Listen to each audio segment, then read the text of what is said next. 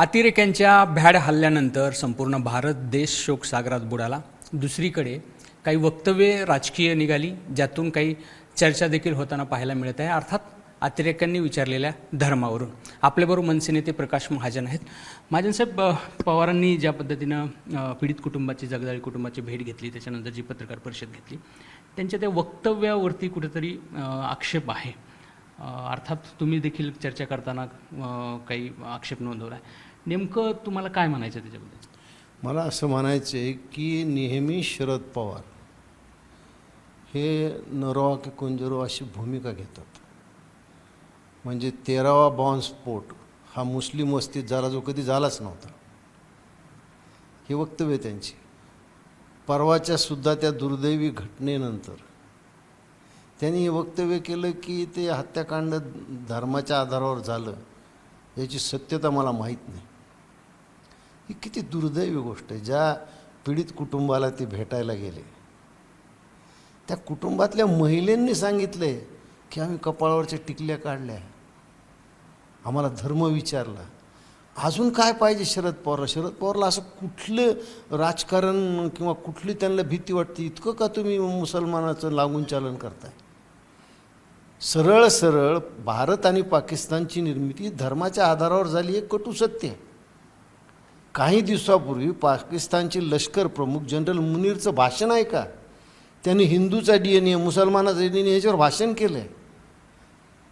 एक 10 वर्षाचा मुलगा ज्याचे वडील त्या गोळीबारात मारले गेले, तो सांगतो की हिंदू म्हणून आम्हाला मारलं गेलं. आसामचे एक प्राध्यापक ज्यांनी कलमा पडल्यावर त्यांची सुटका झाली. अजून एक ख्रिश्चन होते, ते सांगतात मी ख्रिश्चन, तरी त्यांना मारलं. म्हणजे हिंदू म्हणून तुम्हाला ते लोक मारतायत, हे कटू सत्य आम्ही का नाही स्वीकारत? का लाज वाटते आम्हाला? आम्हाला आमच्या धर्माचा स्वाभिमान नाही राहिला? इतके धर्मशून्य झालोत आम्ही. संताप होतो अशा लोकांची वक्तव्य ऐकल्यावर. कशामुळं तुम्ही ढोंगी पुरोगामित्व घेताय? सांगा. हिंदू म्हणून मारलं, त्यांनी मारलं, धर्म विचारून मारलं, कपडे काढून पाहून मारलं. आज जे काही काश्मीरमध्ये घडतंय, आज काश्मीरमध्ये त्या घटनेचा निषेध सगळ्यांनीच केला. पण त्याच्या मागचे एक गणित समजून घ्या. जे काही तुरळक मोर्चे निघाले, त्या मोर्चाची संख्या पहा तुम्ही. आणि बुरान वाहिनीसारख्या अतिरेक्याच्या नमाजी जनाद्यामध्ये काय संख्या होती ते पहा. आपल्या इथं तो 93च्या बॉम्बस्फोटातला तो काय नाव त्याचं, यासीन, त्याच्याला जी फाशी झाली त्यावेळेस किती लोक जमा झाले. आज त्यांचं जर प्रवासी तिथं गेले नाहीत तर काश्मीरचं सगळं अर्थशास्त्रच बिघडून जाणार आहे. मग त्यांना जर एवढी काळजी होती तर काश्मीरच्या खोऱ्यातून ज्यावेळेस हिंदू निर्वासित होत होता, त्याचं शिरकाण होत होतं, त्यावेळेस मस्जिदमधून का प्रार्थना झाल्या नाहीत? आताच काय झालं त्यांना माहिती. जर पर्यटक तिथं गेले नाहीत, आणि जाणाऱ्या पर्यटकामध्ये 99% हिंदू आहेत. म्हणजे आर्थिक कारणानं सहानुभूती निर्माण होती. बिलकुल आर्थिक कारणानं सहानुभूती. मला सांगा, त्यांनी जे काही मोर्चे काढले याच्या विरुद्ध, कुठं भारताचा झेंडा होता? अजूनही ते रियासत काश्मीर म्हणतात. ते भारताचा घटक समजत नाही स्वतःला. मग आम्ही काय एवढं बोल? गाजी म्हणजे काय? गाजी म्हणजे जो गैरमुस्लिमांना मारतो तो गाजी, त्याला गाजी म्हणता येते. आणि ते अतिरेकी काही आभाळातून आले नाहीत, हेलिकॉप्टरनं आले नाहीत. ते ज्या मार्गाने त्यांना स्थानिक कुणीतरी आधार दिला असेल, स्थानिक कुणीतरी रस्ता दाखवला असेल. म्हणजे स्थानिक जे आहेत ते कोण आहेत? सरकारचं जर गुप्तहेर खातं त्याचं तर हे सरळ सरळ सपशेल अपयश आहे. पण स्थानिक लोकसुद्धा त्यांना मदत करतात, हे कटू सत्य आहे. मग आम्ही हिंदू म्हणून स्वतःला का म्हणून घेत नाहीत? जर हिंदू म्हणून आमचं शिरकाण होतं आहे, मला या गोष्टीचा अभिमान आहे. ज्या ज्या बिचाऱ्याने आपण स्वतःला हिंदू म्हणून गोळी मारून घेतली, त्या सगळ्यांविषयी मी अक्षरशः ऋणी आहे त्यांचा, की त्यांनी हिंदू धर्म टिकवला. प्रत्यक्ष समोर मृत्यू दिसत असताना सुद्धा त्याने आपला धर्म नाकारला नाही. हा हिंदू धर्म आहे. हे कधी शरद पवारला कळणार आहे? पवारांनी कधी काळी देश पातळीवरचे नेतृत्व केले, संरक्षण मंत्री देखील राहिलेले आहेत. त्यांचं जेव्हा असं वक्तव्य येतं की यापूर्वी कधीच धर्माची चर्चा झालेली नाही, त्यामुळे ते काही विचारपूर्वक असेल असं वाटतं तुम्हाला? बिलकुल नाही. त्यांचा विचार फक्त त्यांच्या राजकीय सोयीच्या गणिताशी असतो. मग मला सांगा, काश्मीर खोऱ्यातून जे बाहेर पडले ते हिंदूच कसे होते? मग त्यावेळेस काय झालं शरद पवारचं? 13वा बॉम्बस्फोट कुठं झाला? आजही शरद पवार दाखवत नाहीत ही जागा आहे म्हणून. हे शरद पवारचं राजकारण असू, त्याहूनही दुर्दैवी असं आहे की ज्यांच्या वडिलांनी आयुष्यभर हिंदुत्वाचा पुरस्कार केला, त्या स्वर्गीय बाळासाहेबांचे सुपुत्र उद्धव ठाकरेचा एकही खासदार त्या सर्वपक्षीय बैठकीला नव्हता. तरी तुम्ही हिंदूचे काय वारे म्हणून घेता स्वतःला? हिंदू म्हणून या सगळ्या लोकांची मला लाज वाटते की हिंदू धर्मात जन्माला आलेत. त्या हल्ल्यामध्ये एक मुस्लिम नागरिक देखील मृत्युमुखी पावला. ह्या सगळ्या घटनेकडे बघताना सुद्धा जो अनेकांना मुस्लिम होता, मला वाटतं तो काही घोडे इकडून तिकडं नेणारा होता, आणि त्यांनी जी काही त्यावेळेस मदत करायची किंवा जो काही विरोध केला त्या बिचाराला त्याच्या प्राणाला मुकावं लागलं.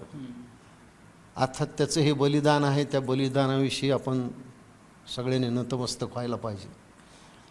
पण त्याच्या एका बलिदानावरून बाकीचं बलिदान हे धर्माच्या नावावर होत नव्हतं असं म्हणणं हे मला बरोबर वाटत नाही. त्याचं बलिदान आहे, त्यांनी आपल्यासोबत जे काही त्याच्या प्रवासी त्यांना वाचवण्यासाठी बलिदान केलं, पण बाकीच्या लोकांना धर्म विचारूनच मारलं, हेही सत्य नाकारता येत नाही ना. आता कुणी कुणी त्याच्याविषयी काही चालवतात की तो बकरवाल समाज जो आहे काश्मीरच्या खोऱ्यात, जो फार लोअर ह्याचं समजला जातो, त्याला इस्लाम फार आपला जवळचा समजत नाही, तो त्या समाजातला होता. अर्थात या गोष्टी किती मनावर घ्यायच्या काय, पण त्या बिचाऱ्यांनी आपल्यावर विसंबून असणाऱ्या प्रवाशाला वाचवण्यासाठी त्या अतिरेकाचा विरोध केला, त्याच्यात त्याचा बळी गेला, आणि त्याचं हे बलिदान निश्चितच मनाला एक काय चटका देऊन गेले की त्या माणसाने धर्माचा किंवा कशाचा न विचार करता माणुसकीचा विचार केला. पण अशी माणसं अत्यंत तुरळक आहेत. आणि कसं असतो, नियमाला अपवाद असतो, अपवादावर नियम नाही ठरवता येत तुम्हाला. त्याचा एक अपवाद होता म्हणून सगळे हिंदू मारलेले, धर्मावर मारले गेले नाहीत असं म्हणणं हे चूक आहे. राजकीय त्या स्टेजवर गेल्यानंतर कुठेतरी धार्मिक क्लेश आपल्या हाताने होऊ नये ही भावना धरून कुठेतरी शरद पवारांनी असं वक्तव्य केलं. नाही, असं नाही वक्तव्य. हे पहा, धार्मिक भावना कुणालाच दुखवायची नाही. शक्यतो हिंदू हा कुणाची धार्मिक भावना दुखवत नाही. पण जे सत्य डोळ्यासमोर दिसते त्याला का नाकारतात? हे कुठलं राजकारण आहे? हे सत्य समोर दिसलं तुम्हाला की हिंदू विचार, तो 10 वर्षाचा मुलगा म्हणतो माझ्या वडिलाला मारलं ते हिंदू म्हणून मारलंय. तो प्राध्यापक म्हणतो मी कलम पडले म्हणून मी सुटलो. हे सत्य तुम्ही का नाकारताय? हे सत्यच आहे की अतिरेकी जे आले होते ते हिंदूंनाच मारण्यासाठी आले होते. नाही तर त्यांनी चौफेर गोळीबार केला असता. तिथं दुकानं मुस्लिम समाज आहेत त्याच्यावर कुणावर गोळीबार केला नाही त्यांनी. बाजूला बस, आणि त्याच्यातही म्हणतात की तुम्ही महिलांना बाजूला सोडलं, मी उपकार केले काय? त्यांनी महिलांना का बाजूला सोडलं? की आयुष्यभर त्या महिलांना हे दुःख राहील, आयुष्यभर आम्हाला त्याचं दुःख राहील.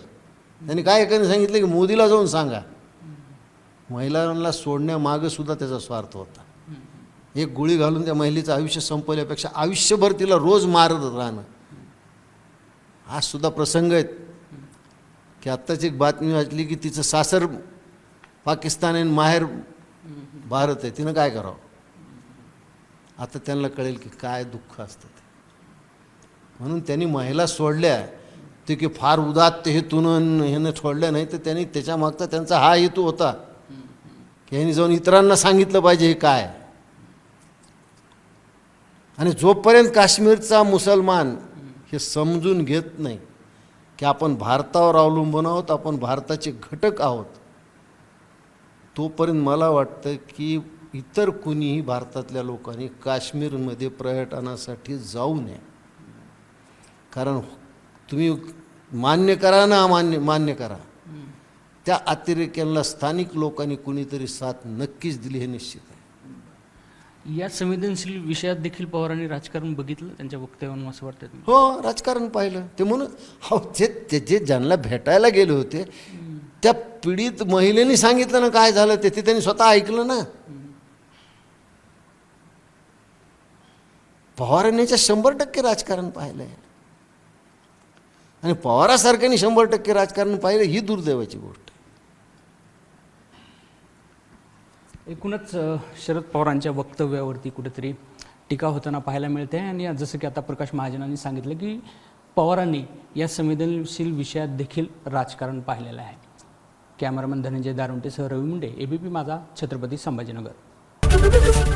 एबीपी माझा, उघडा डोळे बघा नीट.